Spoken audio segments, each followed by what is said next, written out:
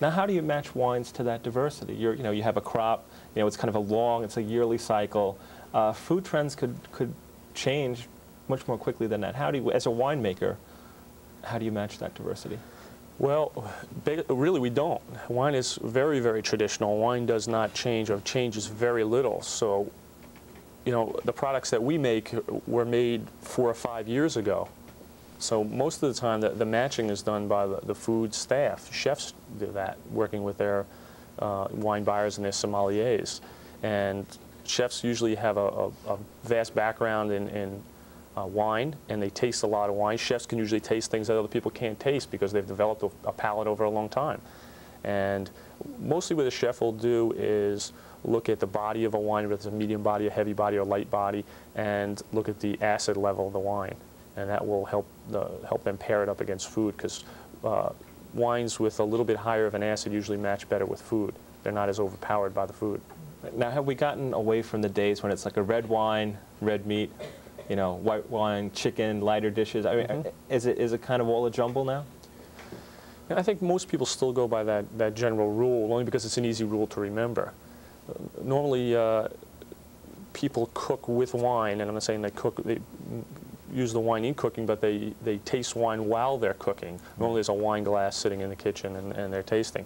So they'll use that and they'll cook back and forth, and often, Jack and I were talking earlier, and he likes to cook with wine. He says he likes to cook with high quality wines and that's for flavor. And is there important. a difference between a good drinking wine and a good cooking wine, generally speaking? It has a lot to do with the acidity, like he was talking about. Like this Merlot here, actually, that's what started the conversation. I like to make a Merlot sauce. So rather than buying, it was always they bought the cheapest wine for the kitchen, and this is what they used to cook. Right. I feel you get out what you put in. If you put really junky wine, you're going to get a very low quality sauce. Just like I try to like cooking, use the best ingredients. Same thing. You get out what you put in. Are there certain wine and food combinations that are definite no-nos, do you think? We joked earlier about salad. What wine goes with the salad course? Yeah. Right. And that's what I get asked often. And really, most salads have a vinegar base in the dressing, so it's difficult to pair a wine with that. So I think that's a definite no-no. I was trying to steer away from that, but otherwise, I can't think of any definite no-nos off the top of my head. It depends on the person, and it depends on how it's prepared. Jack, any feeling on that? Salads have changed also. We're talking about the traditional salad course that has a heavy dressing, but I do a lot of things with let's say, a grilled lobster over a salad. So it's got a very light basil dressing, very little acid in it. So there you could have a nice white wine would go nicely with that. Now, just talking a little bit about ingredients here, basic food question. What's the real difference between an herb and a spice? An herb is, this is a tough question, I always get this wrong myself.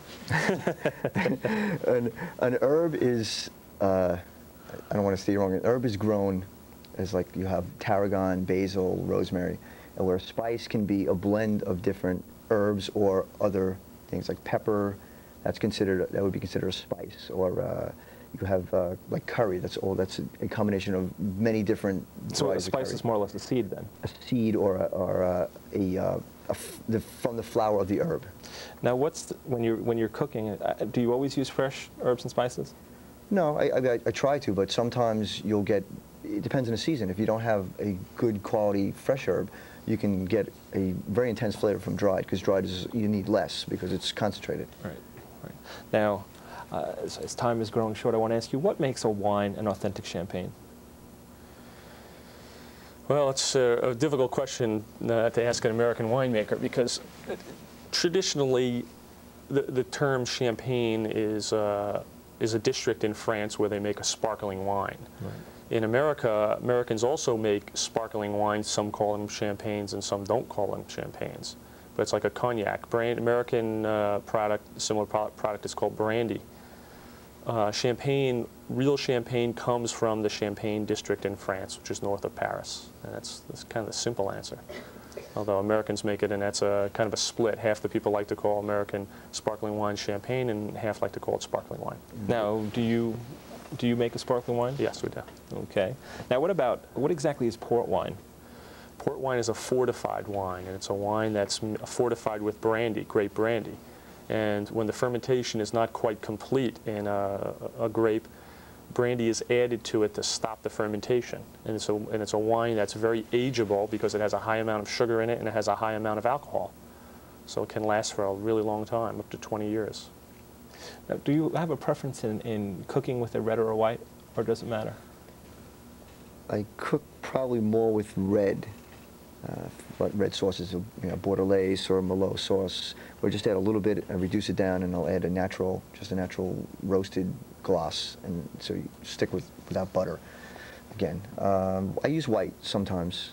I'll use some sweet whites for desserts, and I'll also use some brandies and ports. I cook with ports and some liqueurs. I use like a cherry or something with orange. Well, gentlemen, our time is up. I want to thank Jack Clark, Executive Chef at the Fresh Meadow Country Club in Great Neck. I also want to thank Mark Frizzolowski of Pindar and Duckwalk Wineries. I'm Danny McCue of Anton Community Newspapers, and you've been watching Insight Nassau. Thank you.